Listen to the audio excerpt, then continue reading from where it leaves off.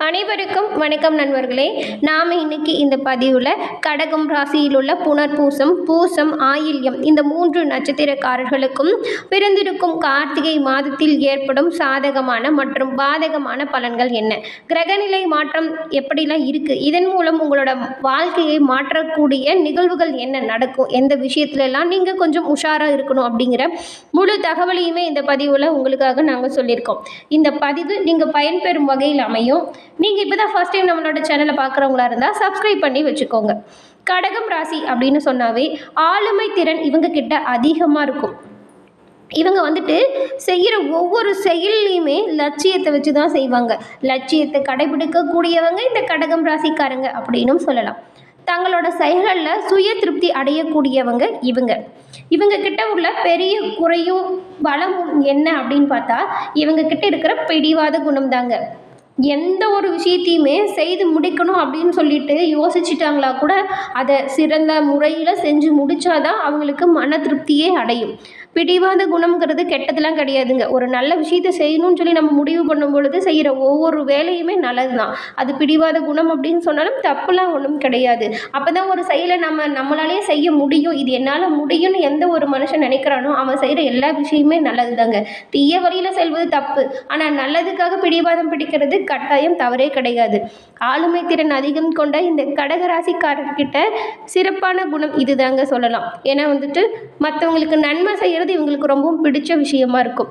யாராவது கஷ்டம் ஓடி முதல்ல கேட்கக்கூடிய ஒரு உதவியை செய்யறதுக்கு தயக்கமே காட்டாத ஒரு நபர் இந்த கடகம் ராசியை சேர்ந்தவங்க தான். கடக ராசிக்காரங்க ரொம்ப ரசனை மிகுந்தவங்களாக இருப்பாங்க. அவங்க அவங்களோட வாழ்க்கையாக இருந்தாலும் சரிங்க, ரசித்து வாழணும், அனுபவித்து வாழணும் அப்படிங்கிறதுல ரொம்பவும் குறிக்கோளாக இருப்பாங்க. 12 ராசியிலுமே கடக ராசிக்காரங்க அப்படின்னு பார்த்தா ரொம்பவும் உணர்ச்சிகரமான நபர்களாக திகழ்வாங்க. இவ்வளவு சிறப்பு குணங்கள் படைத்தவங்க தாங்க இந்த கடகம் ராசியை சேர்ந்தவங்க. நண்டு எப்படி வலைக்குள்ள தன்னோட கட்டுப்பாட்டை வச்சு செயல்படுதோ அது மேலே ஒரு கட்டுப்பாட்டை வகுத்து இதுதான் வாழ்க்கையின் வரைமுறைன்னு சொல்லி வகுத்து வாழக்கூடிய இந்த கடகம் ராசியை சேர்ந்தவங்க. இவ்வளவு சிறப்பான குணங்கள் இருந்தாலும் சரி, எவ்வளவு திட்டமிட்டு செயல்பட்டாலும் சரி, நான் மற்றவங்களுக்கு சொல்றது எல்லாமே நல்லதா இருக்கு, ஆனா எனக்கு நடக்கிறது என்னமோ கெட்டதா தான் இருக்கு அப்படின்னு வருத்தப்படுற கடகராசிக்காரங்களா நீங்க உங்களுக்கு உங்களோட வாழ்க்கையில மேன்மை அடைய ஒரு வழி இருக்குங்க. அது என்னன்னா, உங்களோட ஜாதகம் ரீதியா உள்ள பிரச்சனைகளை சரி செஞ்சாலே போதுங்க. கட்டாயம் உங்களோட வாழ்க்கையில நீங்க நல்ல நிலைமைக்கு வர முடியும். ஏன்னா அவ்வளவு திறமையும் ஆற்றலும் உங்ககிட்ட இருக்கு. உங்களோட ஜாதகத்துல இருக்கும் கிரகங்கள் என்ன மாதிரி இருக்கு, அதன் மூலம் உங்களோட வாழ்க்கையில் என்ன தப்பாக நடக்குது, இது எல்லாமே கண்டுபிடிச்சிங்கன்னா கட்டாயம் உங்களை அடிச்சுக்க ஆள் இல்லைன்னே சொல்லலாம். அதற்கு சரியான தீர்வு காணணும் அப்படின்னு நீங்கள் நினச்சிங்கன்னா நான் இப்போ ஒரு நம்பர் சொல்கிறோம், அதை நோட் பண்ணிக்கோங்க. 90 43 63 75 12 இந்த நம்பருக்கு ஃபோன் பண்ணுங்கள். உங்களோட ஜாதகத்தில் இருக்கிற டீட்டெயிலை சொல்லுங்கள். உங்களோட வாழ்க்கையில் உள்ள கஷ்டங்கள் தீர சரியான தீர்வு கிடைக்குங்க. இவங்களுக்கு ஃபோன் பண்ணி நிறைய பேர் இவங்களோட வாழ்க்கையில் துன்பங்கள் நீங்கி நல்ல நிலைமைக்கு வந்ததாக சொல்லியிருக்காங்க. அதனால தாங்க இந்த நம்பரையே நாங்கள் உங்களுக்கு தரோம். கஷ்டப்பட்டு இருக்கிற கடகராசி அன்பர்கள் கட்டாயம் இந்த நம்பரை பயன்படுத்திக்கோங்க. உங்களோட வாழ்க்கையில் நீங்கள் கட்டாயம் நல்ல நிலைமைக்கு வருவீங்க. கடகம் ராசின்னு சொன்னால் திடமான சிந்தனை கொண்ட மனதில் சரி எது தோணுதோ அதை மட்டும் செய்யக்கூடிய இவங்க தாங்க இந்த கடகம் ராசியில் பெரும்பாலும் இருப்பாங்க. இவ்வளவு சிறப்பு குணங்கள் படைத்த கடகம் ராசியில் புனர்பூசம் 4ஆம் பாதம், பூசம், ஆயில்யம் இந்த 3 நட்சத்திரங்களும் நிறைந்திருக்கு. இந்த 3 நட்சத்திரக்காரர்களுக்கும் கார்த்திகை மாதத்தில் ஏற்பட்டிருக்கும் கிரகநிலை மாற்றங்கள் எப்படி இருக்குது, அது மட்டும் இல்லாமல் உங்களோட வாழ்க்கையில் என்ன மாதிரியான சாதகமான பலன்கள் கிடைக்கும், பாதகமான பலன்கள் என்ன அமைஞ்சிருக்கு அப்படிங்கிற முழு தகவலையுமே தொடர்ந்து பாருங்கள். முதல்ல புனர்பூசம் 4ஆம் பாதம். இவங்களுக்கு திடமான சிந்தனை கொண்டு எந்த ஒரு செயலையுமே செய்யக்கூடியவங்களாக திகழ்வாங்க. இப்படிப்பட்ட இவங்களுக்கு பிறந்திருக்கும் கார்த்திகை மாதம் நீங்கள் மட்டும் திட்டமிட்டு செயல்பட்டு எந்த ஒரு காரியத்தை திட்டமிட்டு செயல் செஞ்சீங்கன்னா கட்டாயம் சிறப்பான மாதம் இந்த கார்த்திகை மாதம். ஏன்னா குரு பகவான் உங்களுக்கு வக்கரம் அடைஞ்சிருக்கிறதுனால அவர் வழங்கிய யோக பலனில் கொஞ்சம் மாற்றங்கள் இருக்கும். அதனால தான். மேலும் உங்களுக்கு இந்த கார்த்திகையில் சந்திராஷ்டமம் டிசம்பர் 7ஆம் தேதி வருது.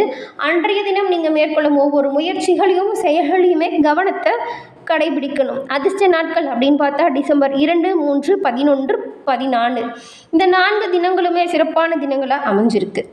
இந்த புனர்பூசம் நட்சத்திரக்காரங்க உங்களோட வாழ்க்கையில் ஏற்படும் காரிய தடைகளும் கஷ்டங்களும் விலக பரிகாரமாக இந்த கார்த்திகை மாதத்தில் நவகிரக வழிபாட்டை செஞ்சீங்கன்னா கட்டாயம் நன்மை உண்டாகும்.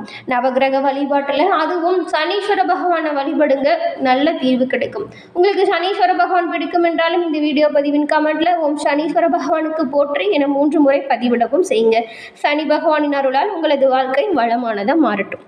அதன் பிறகு பூசம் நட்சத்திரக்காரர்களுக்கு மனதில் சரி அப்படின்னு எதுப்படுதோ அதை மட்டும் செய்யும் இவங்களுக்கு பிறந்திருக்கும் கார்த்திகை மாதம் நிதானமாக செயல்பட வேண்டிய மாதம். ஏன் அப்படின்னு பார்த்தா சனி பகவான் ஆட்சி பலத்தோடு சஞ்சாரம் செய்கிறதுனால எந்த ஒரு விஷயத்திலையுமே உங்களுக்கு ஒரு சில நெருக்கடிகள் வந்து போகுங்கிறதுனால கவனமாகவும் எச்சரிக்கையாகவும் செயல்படணும். உங்களுக்கு கார்த்திகை மாதத்தில் சந்திராஷ்டமம் டிசம்பர் 7 மற்றும் 8ஆம் தேதி வர்றதுனால அன்றைய தினம் மிகுந்த கவனமாகவும் எச்சரிக்கையாகவும் செயல்படுறது ரொம்பவும் நல்லது. அதிர்ஷ்ட நாட்கள் அப்படின்னு பார்த்தா டிசம்பர் 2, 11 இந்த 2 தினங்களுமே உங்களுக்கு அதிர்ஷ்டம் தரும் நாட்களாக அமைஞ்சிருக்கு. அதன் பிறகு பூசம் நட்சத்திரக்காரங்க இந்த மாதத்தில் வரும் கஷ்டங்கள் நீங்கள் பரிகாரமாக என்ன பண்ணலாம் அப்படின்னு பார்த்தா பைரவரை வழிபட்டு வருவதன் மூலம் உங்களோட வாழ்க்கையில் ஏற்படும் சங்கடங்கள் காணாமல் போகும். உங்களுக்கு பைரவர் பிடிக்கும் என்றாலும் இந்த வீடியோ பதிவின் கமெண்ட்டில் பைரவருக்கு போற்றி என 3 முறை பதிவிடவும் செய்யுங்க. அதன் பிறகு ஆயில்யம் நட்சத்திரக்காரர்களுக்கு வாழ்வின் முன்னேற்றம் அடைந்து வரும் உங்களுக்கு பிறந்திருக்கும் கார்த்திகை மாதம் கொஞ்சம் கவனமாக செயல்பட வேண்டிய மாதமாக அமைஞ்சிருக்கு. எல்லா வித செயல்களையுமே கவனத்தை நீங்கள் கடைபிடிக்கணும். வியாபாரிகள் புதிய முதலீடுகள் செய்யும் பொழுது நல்லா யோசித்து தீர்க்கமாக முடிவெடுக்கிறது நல்ல வகையில் அமையும். இந்த ஆயில்யம் நட்சத்திரக்காரர்களுக்கு சந்திராஷ்டமம் டிசம்பர் 8, 9 தினங்களில் வர்றதுனால அன்றைய தினம் கவனமாக எச்சரிக்கையாக செயல்படணும். அதிர்ஷ்ட நாட்கள் அப்படின்னு பார்த்தா டிசம்பர் 2, 5, 11, 14 4 தினங்கள் உங்களுக்கு சிறப்பான நாட்களாக இந்த மாதத்தை பொறுத்த வரைக்கும் அமைஞ்சிருக்கு. ஆயில்யம் நட்சத்திரக்காரங்க கார்த்திகை மாதத்தில் ஏற்படும் தடைகளும் கஷ்டங்களும் நீங்கள் பரிகாரமாக நரசிம்ம பெருமாளை வழிபட்டு வருவதன் மூலம் உங்களோட வாழ்க்கை நல்ல வளம் நிறைந்த வாழ்க்கையாக மாறுங்க. உங்களுக்கு நரசிம்ம பெருமாள் பிடிக்கும் என்றாலும் இந்த வீடியோ பதிவின் கமெண்ட்டில் நரசிம்ம பெருமாளுக்கு போற்றி என 3 முறை பதிவிடவும் செய்யுங்க.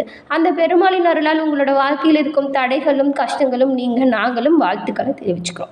இப்போ கடகம் ராசிக்காரர்களுக்கு ஏற்பட்டிருக்கும் எந்தெந்த கிரகநிலை மாற்றங்கள் மூலம் வாழ்க்கையில் என்ன மாதிரியான மாற்றங்கள் வரும் அப்படின்னு பார்க்கலாம். புனர்பூசம் நட்சத்திரக்காரங்க சொன்னோம் இல்லையா, அதாங்க குரு பகவான் வக்ரம் அடைஞ்சிருக்கிறதுனால அவர் வழங்கிய யோக பலனில் கொஞ்சம் மாற்றம் இருக்கும். சனி பகவான் ஆட்சி பெற்றிருக்கிறதுனால ஒவ்வொரு செயலையுமே கவனமாக செயல்படணும். உடல்நிலையில் ஏதேனும் சின்ன சின்ன சங்கடங்கள் தோன்றி நிகழும் மறையும். உங்களுடைய செல்வாக்கில் அந்தஸ்தில் பின்னடைவு வரக்கூடுங்கிறதுனால நீங்கள் பேசுகிற ஒவ்வொரு பேச்சையுமே நிதானமாக பேசுங்க, கவனமாக செயல்படுங்க. கேது நெருக்கடியிலேருந்து உங்களை பாதுகாப்பார், அதனால் எடுக்கும் முயற்சிகள் வெற்றியடையும், கவலைப்படாதீங்க. ராகு உழைப்பிற்கேற்ற வருமானத்தை வழங்குவார். இந்த காலகட்டத்தில் இஷ்ட தெய்வ கோவிலுக்கு போயிட்டு வாங்க, ரொம்பவும் நல்லதாக இருக்கும். பெரிய மனிதரோட ஒத்துழைப்பு உங்களுக்கு இந்த மாதம் கிடைக்கும்.